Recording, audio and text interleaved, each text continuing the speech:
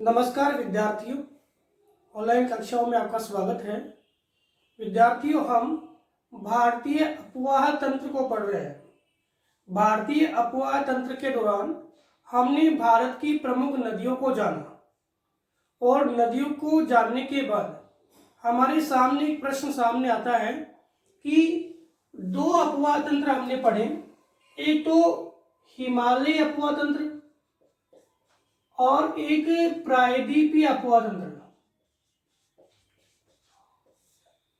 हमारे सामने प्रश्न आता है कि हिमालय अपवाह तंत्र और प्रायद्वीपीय अपवाह तंत्र है वो एक दूसरे से भिन्न है, हमने पढ़ा है।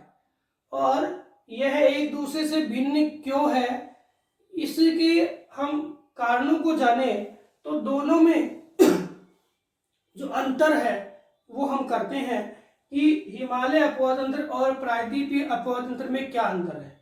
तो सामान्यतः हमने कंप्लीट जो वीडियोज है, जो पिछले वीडियो है, उनके माध्यम से हमने जाना कि एक तो आपके कौन सा अपवाह तंत्र है, एक तो आपके है हिमालय अपवाह तंत्र। कौन सा?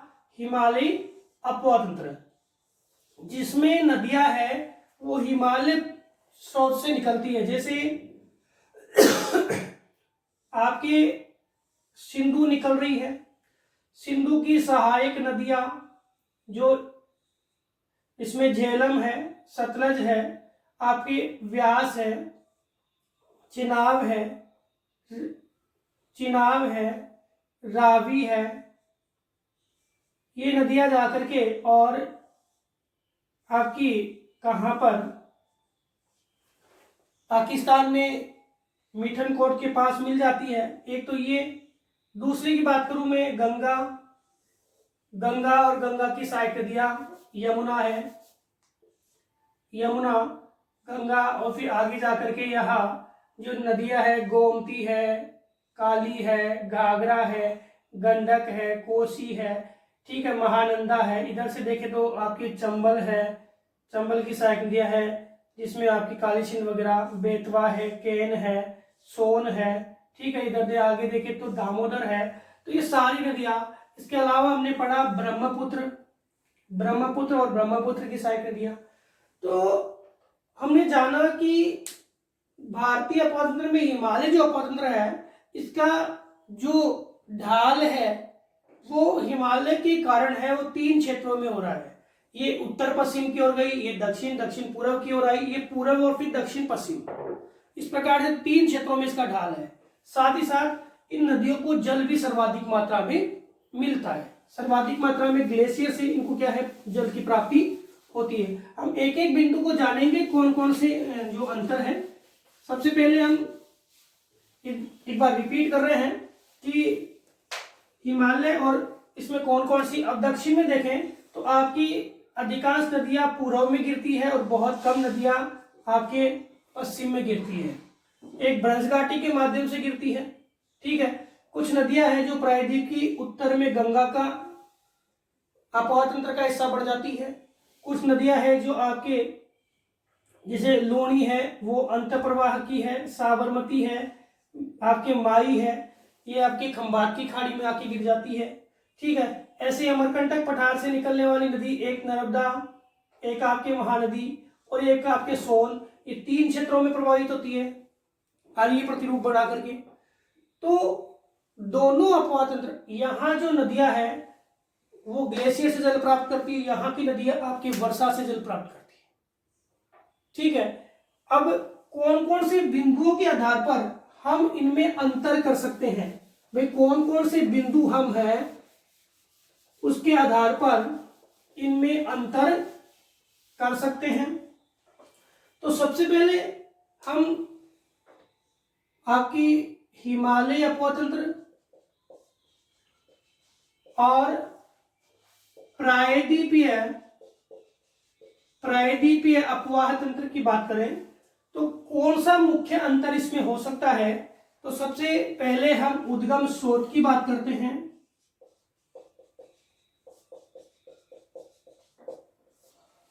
तो हिमालय अपवाह तंत्र है वो हिमालय पर्वत के जो ग्लेशियर्स हैं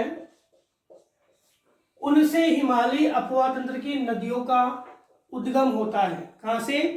आपके हिमालय ग्लेशियर जो है उससे हिमालय अपवाह तंत्र की नदियों का उद्गम होता है।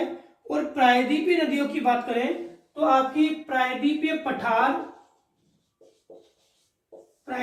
पठार व मध्य उच्च भूमि से आपके किसका नदियों का उद्गम होता है? प्रायद्वीप की नदियों का।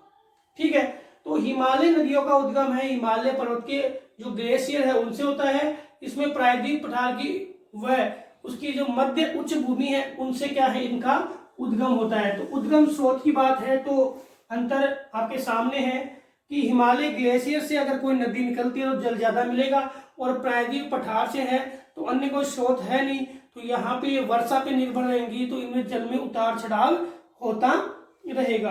अब प्रवाह की प्रवृत्ति की बात करें तो प्रवाह की प्रवृत्ति इस नदी की है वो कैसी है? प्रवाह प्रवृत्ति को समझेंगे भी अभी।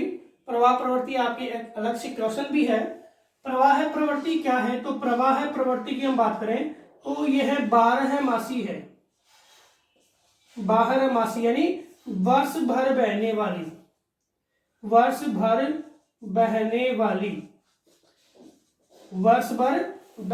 तो क्या है? ये 12 मासी है।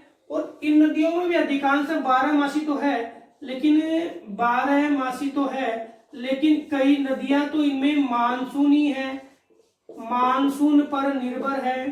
तो सारी नदियां 12 मासी नहीं है, अधिकांश नदियां 12 मासी है, लेकिन इनमें नदियां मानसून पर क्या है? निर्भर है।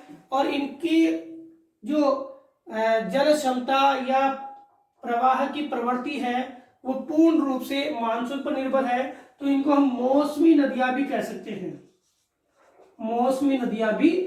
सकते हैं।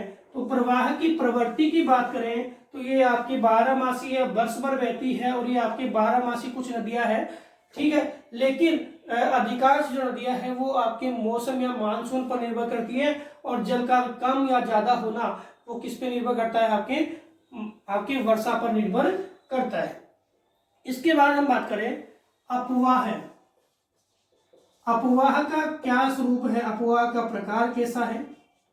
तो अपवाह के प्रकार की हम बात करें तो ये नदी आपके पूर्ववर्ती भी है और अनुवर्ती भी है। पूर्ववर्ती भी है और अनुवर्ती भी है। मैदानी भागों में यह वृक्षाकार रूप से प्रतिरूप बनाती है या वृक्षाकार प्रतिरूप के रूप में प्रवाहित होती है। वृक्षाकार प्रतिरूप के रूप में क्या होती है? प्रवाहित होती है। कब? आपके जब ये मैदानों में आ जाती है। इसके अलावा हम देखें कि वो नदी आपके जो है ये नदी है वो भी कैसी है? अनुवर्ती है। प्रायद्वीपीय भारत की नदियां कैसी है? अनुवर्ती है। ये ढाल के अनुरूप बहती है। किसके अनुरूप बहती है? ढाल के अनुरूप बहती है। और इसके अलावा यह उच्च भूमियों से निकलती है तो अरीय व आयताकार प्रतिरूपों का निर्माण करती है। एक तो अरीय रंगे आपको स्टार्टिंग में समझाया था, अरीय और आयताकार जो समकोण पर आकर के मिल रही है वो कौन सा? आयताकार प्रतिरूप है उसका निर्माण करती है। और वृक्षाकार इस प्रकार से। ठीक है, और ये वृक्षाकार का भी करती है, जैसे गोदावरी, कृष्णा, कावेरी, ये वृक्षाकार का भी क्या है? निर्माण करती है। तो अरीय, आयताकार और वृक्षाकार प्रतिरूपों का निर्माण करती है। कौन सी नदियां? आपके प्रायद्वीपीय भारत की नदियां। इसके बाद देखें तो नदी की प्रकृति कैसी है? नदी की प्रकृति कैसी है? तो इन नदियों में प्रकृति की बात करते हैं, इनका मार्ग लंबा है। और मार्ग कैसा है? ऊबड़ खाबड़ है। ठीक है, सर्वाधिक मात्रा में ये नदियां क्या करती है? तलछटी जो जो तलछट है उन तलछटों को लाती है। सर्वाधिक मात्रा में तलछटों को लाती है। कौन सी नदियां? हिमालय की नदियां सबसे ज्यादा अपर्दन के लिए और सबसे ज्यादा आपके मार्ग बदलने के लिए, सबसे ज्यादा अपर्दन के लिए और सबसे ज्यादा मार्ग बदलने के लिए अगर कोई नदी जानी जाती है तो आपकी कौन सी? हिमालय की नदियां जानी जाती है। नाम आप देख लो, कोसी है, आपके जो कोसी है, घाघरा है, गंडक है, सारी मार्ग बदलने के नाम के लिए जानी जाती है, क्योंकि प्रवाह क्षमता ज्यादा होती है और मैदानों में तलछटी जमाव करके अपने मार्ग में परिवर्तन करती रहती है। इसके बाद हम प्रायद्वीपीय भारत की नदियों की बात करें तो प्रायद्वीपीय भारत की नदियां सुसमायोजित घाटियों में बहती है। समायोजित घाटियों में बहती है। तो इसमें यह है जो नदियां हैं वो किसी प्रकार से मार्ग परिवर्तन के लिए नहीं जानी जाती है। केवल अब गोदावरी की बात करें तो गोदावरी जो है वो अंतिम रूप में जाकर के वो कई शाखाओं में विभक्त होकर के और बड़े विस्तृत डेल्टा का निर्माण करती है। तो एक बार रिपीट कर लेते हैं इन चीजों को कि उद्गम स्रोत के आधार पर देखें तो हिमालय पर्वत जो है वहां से निकलती है आपकी हिमालय की नदियां। प्रायद्वीपीय पठार या मध्य उच्च भूमि से निकलती है आपकी प्रायद्वीपीय भारत की नदियां। प्रवाह की प्रवृत्ति 12 मासी यानी वर्ष भर है। ये कुछ 12 मासी है लेकिन मुख्य रूप से आपके मौसमी यानी मानसून यानी वर्षा पर आधारित है। किस पे? वर्षा पर आधारित है। किस पे आधारित है? वर्षा पर आधारित है। इसके बाद हम बात करें अपवाह का प्रकार। तो अपवाह का प्रकार कैसा है? तो इसका अपवाह का प्रकार पूर्ववर्ती है, अनुवर्ती है। पूर्ववर्ती जानते हो जो पहले के क्षेत्र से अनुसरण करती हुई आ रही है, गंगा है, आपके तीस्ता है, ठीक है, आपके ब्रह्मपुत्र है, ये आपके क्या है पहले का अनुसरण करती हुई आ रही तो पूर्ववर्ती नदी है। ठीक है, हिमालय पर्वत के अंदर से भी गार्ज बना करके क्या है अपने पूर्व वाले प्रवाह पर ही प्रवाहित हो रही है। अनुवर्ती ढाल के अनुरूप और वृक्षाकार क्या करती है? ये प्रतिरूप का निर्माण करती है। ये अनुवर्ती है, ढाल के अनुरूप बहती है, अरीय, आयताकार और वृक्षाकार रूप का निर्माण करती है। नदी की प्रकृति है उसमें देखें तो मार्ग लंबा है, उबड़ खाबड़ है, सर्वाधिक तलछटों लाती है, मार्ग बदलने के लिए जानी जाती है, सुसमायोजित घाटियों का निर्माण करती है। क्या करती है? सुसमायोजित घाटियों का निर्माण करती है। अब और क्या अंतर हो सकते हैं? तो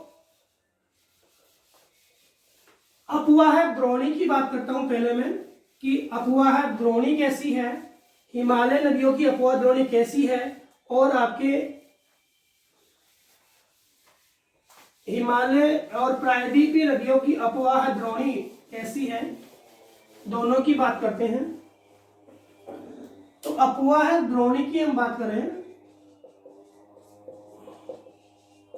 तो हिमालय नदियां है वो विशालतम अपवाह द्रोणी वाली है, विशालतम।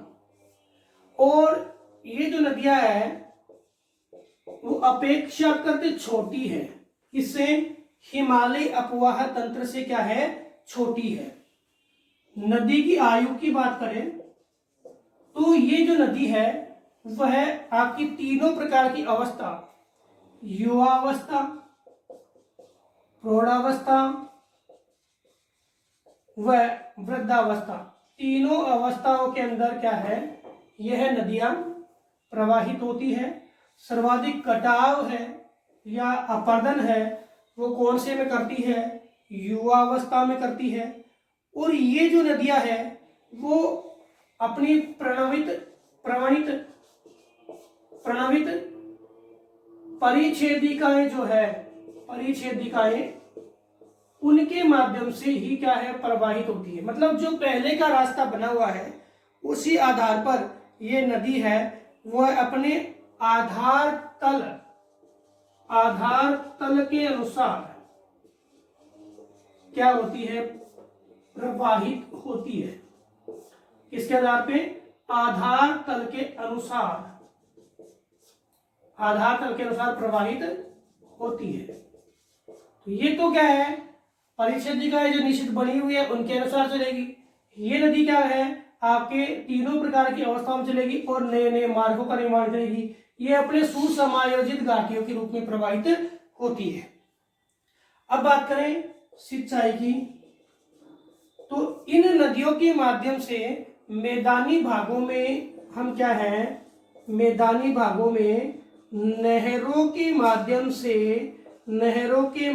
से सिंचाई करते हैं। किसके माध्यम से करते हैं, नहरों के माध्यम से सिंचाई कर लेते हैं।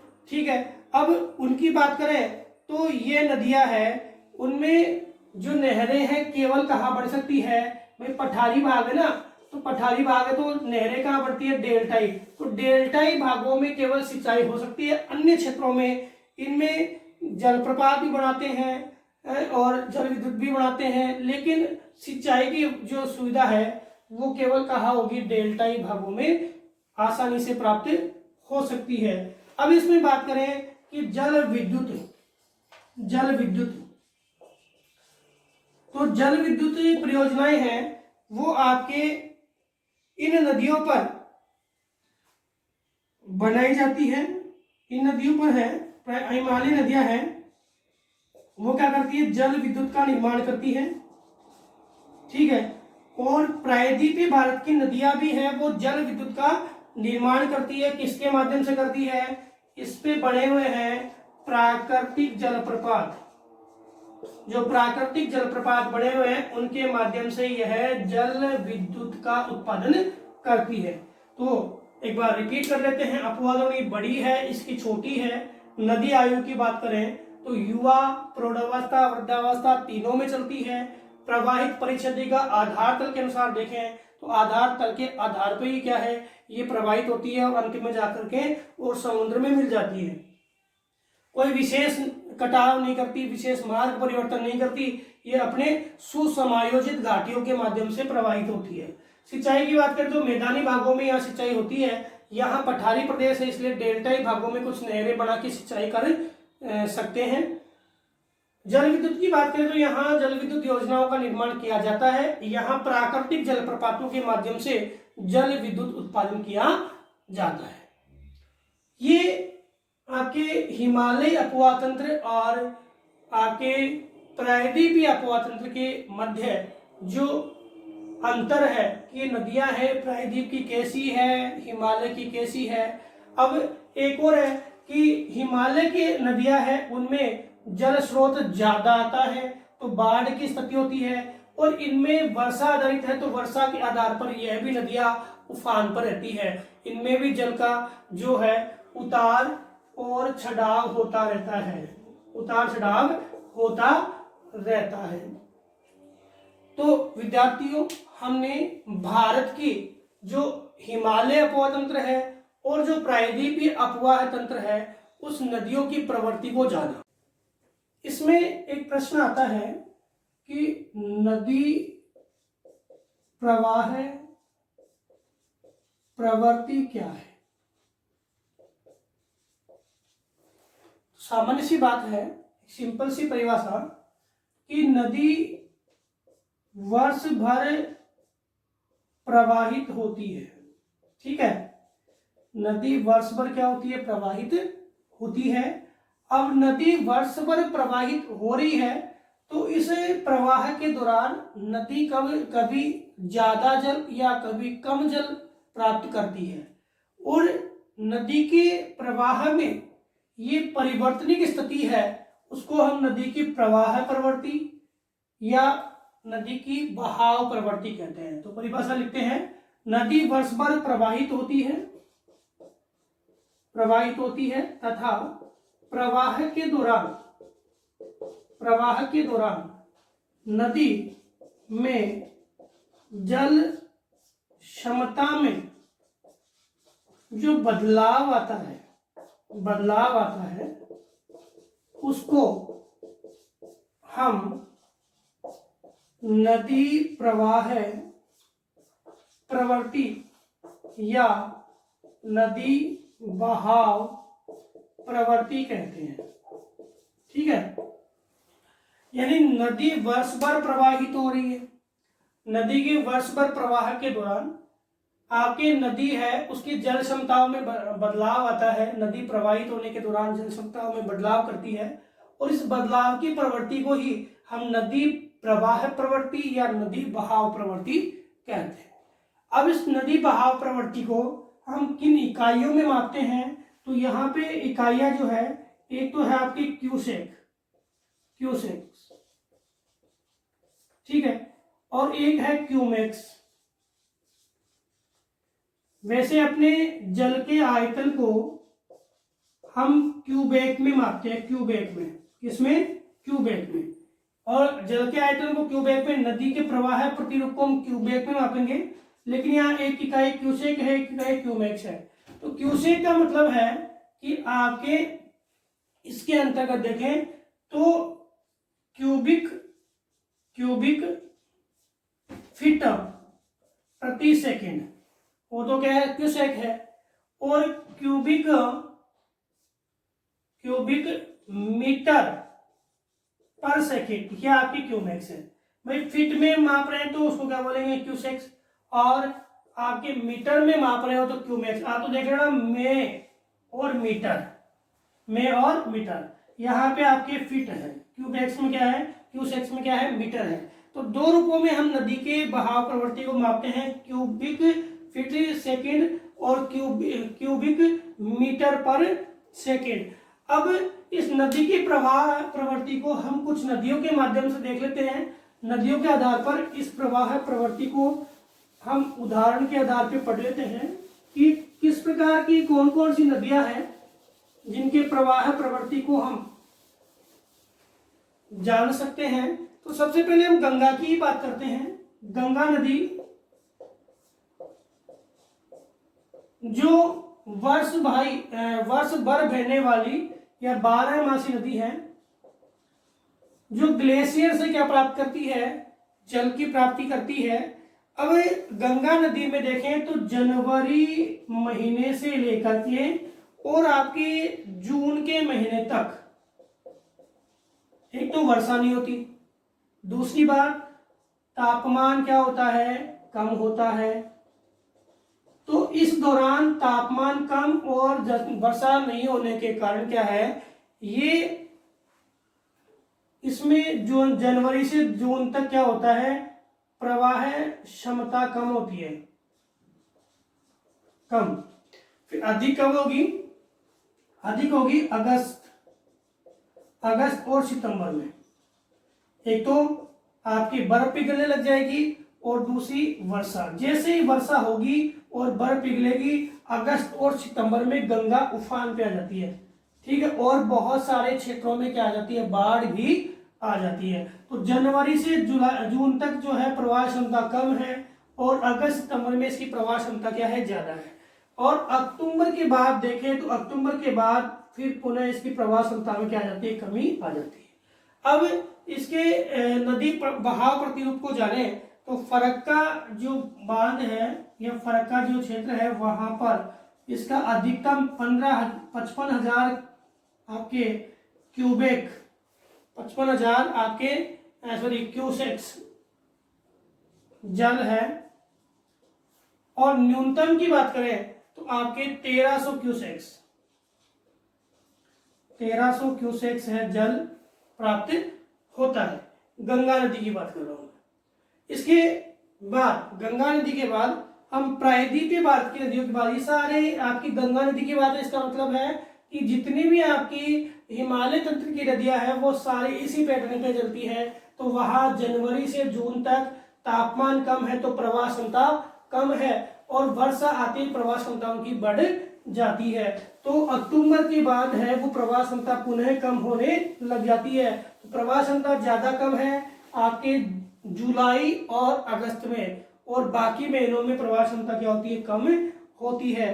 प्रायद्वीपीय भारत की बात करें, प्रायद्वीपीय भारत की जो नदियां है ये आपकी 12मासी नहीं है, कुछ नदियां 12मासी भी है, लेकिन ये नदियां पूर्ण रूप से किस पर है, वर्षा निर्भर है। तो जैसे ही वर्षा आती है तो इन नदियों का जल है वो काफी मात्रा में आगे बढ़ जाता है। अब जैसे हम इन नदियों में बात करें कि जो नर्मदा नदी है, नर्मदा नदी सेम गंगा जैसी आपके जनवरी से जून के महीने तक इसमें भी जल क्षमता क्या होती है, कम होती है। और अगस्त में इसमें जल क्षमता सर्वाधिक हो जाती है। अधिक किसमें होती है, अगस्त में। अगस्त में जल क्षमता इसमें भी क्या होती है, सर्वाधिक हो जाती है। और अधिकतम कितना, 2300 क्यूसेक और न्यूनतम कितना, 1515 क्यूसेक जल इसमें देखने को मिलता है। ठीक है, इसमें आपके नर्मदा नदी में। प्रायद्वीपीय भारत की, ये तो आपके पश्चिम में गिरने वाली नदी है। अब हम पूर्व में गिरने वाली नदी की बात करें तो प्रायद्वीपीय भारत में पूर्व में गिरने वाली जो नदी है गोदावरी है। ये भी वर्षा निर्भर है, पता ही है। त्र्यंबकेश्वर पठार से निकलती है, नासिक के पास से। और मई से लेकर, मई में क्या है आपके, जनवरी टू मई इसमें न्यून होता है। जनवरी से मई तक इसका प्रवाह क्या है, न्यून होता है। और जुलाई और अगस्त में इसका प्रवाह है वर्षा के कारण क्या होता है, ज्यादा होता है। सभी नदियों की वही बात है, सभी नदियां वर्षा पे उफान लगाती है। भारत क्या है, मानसून रीजन में है। और मानसून रीजन में होने के कारण सभी नदियां क्या करती है, उफान लगाती है। कब, जुलाई अगस्त में सभी, चाहे वो प्रायद्वीपीय है, चाहे आपके कौन सा है, प्रायद्वीपीय है, चाहे आपके हिमालयी है। अब अक्टूबर, नवंबर और फिर आगे जनवरी तक पुनः इसमें जल की क्या जाती है, कमी देखने को मिलती है। अधिकतम है 3200 क्यूसेक, 3200 क्यूसेक। और न्यूनतम है आपके 50 क्यूसेक। ठीक है, तो इस प्रकार जो नदी बहाव प्रवृत्ति क्या होती है, तो नदी बहाव प्रवृत्ति आपके वर्ष भर नदी के जल में जो परिवर्तन देखने को मिलता है, उस परिवर्तन को हम नदी बहाव प्रवृत्ति के नाम से जानते हैं। अब नदी बहाव प्रवृत्ति पूरे, चाहे वो हिमालय अपवर्तन है, चाहे वो आपके प्रायद्वीपीय अपवर्तन है, सब में देखने को मिलती है। लेकिन वर्षा काल में यह प्रवृत्ति सबसे ज्यादा जो प्रभावित होती है वो कौन से में होती है, प्रवाह है आपके प्रायद्वीपीय अपवाह तंत्र में। क्योंकि वर्षा नहीं होती तो बिल्कुल क्या है, कई नदियां सूखी जाती है। ठीक है, और जो हिमालय है उनमें, हिमालय नदियों में जल मिलता है लेकिन अपेक्षाकृत कम हो जाता है। वर्षा आने पर वो क्या लाती है, बाढ़ लाती है। तो ये जो रूपरेखा है नदी बहाव प्रवृत्ति समझ में आ गई होगी। तो विद्यार्थियों, हमने नदी बहाव प्रवृत्ति, साथ ही साथ हिमालय नदी और हिमालय नदियां और प्रायद्वीपीय नदियां, इनमें अंतर जाना। अगले वीडियो के माध्यम से हम अगले जो इस लेसन के बिंदु है इसको पढ़ेंगे। धन्यवाद।